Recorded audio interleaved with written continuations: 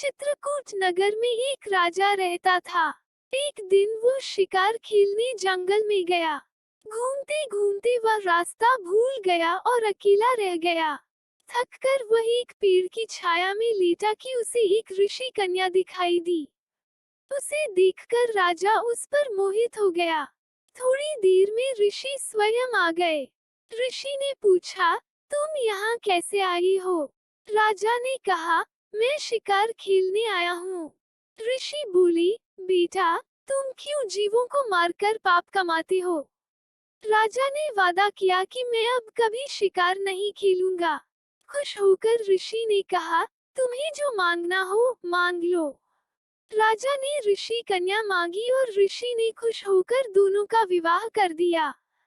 राजा जब उसे लेकर चला तो रास्ते में एक भयंकर राक्षस मिला। बोला, मैं तुम्हारी रानी को खाऊंगा।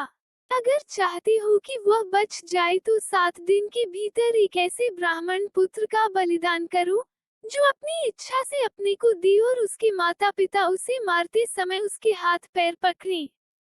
डर के मारे राजा ने उसकी बात मान ली।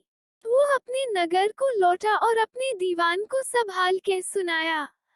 दीवान ने कहा, आप परेशान न हो, मैं उपाय करता हूँ। इसके बाद दीवान ने 7 बरस के बालक की सोने की मूर्ति बनवाई और उसे कीमती गहने पहनाकर नगर नगर और गांव गांव घुमवाया। ये कहलवा दिया कि जो कोई 7 बरस का ब्राह्मण का बालक अपने को बलिदान के लिए देगा और बलिदान के समय उसके माँ बाप उसके हाथ पैर पकड़ेंगे, उसी को यह मूर्ति और 100 गांव मिलेंगे। ये खबर सुनकर एक ब्राह्मण बालक राजी हो गया। उसने माँ बाप से कहा, आपको बहुत से पुत्र मिल जाएंगे। मेरे शरीर से राजा की भलाई होगी और आपकी गरीबी मिट जाएगी। माँ बाप ने मना किया, पर बालक ने हठ करके उन्हें राजी कर लिया। माँ बाप बालक को लेकर राजा के पास गए। राजा उन्हें लेकर राक्षस के पास गया। राक्षस के सामने माँ बाप ने बालक के हाथ पैर पकड़ी और राजा उसे तलवार से मारने को हुआ। उसी समय बालक बड़ी जोर से हंस पड़ा। इतना कहकर बेताल बोला, हे राजन, ये बताओ कि वो बालक क्यों हंसा?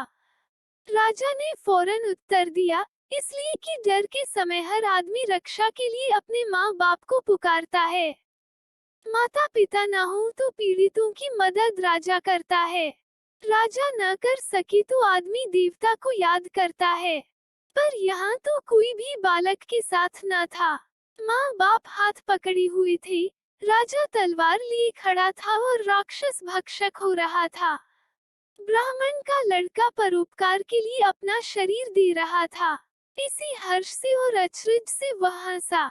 इतना सुनकर बेताल अंतर्धान हो गया और राजा लौटकर फिर उसे ले आया। रास्ते में बेताल ने फिर कहानी शुरू कर दी।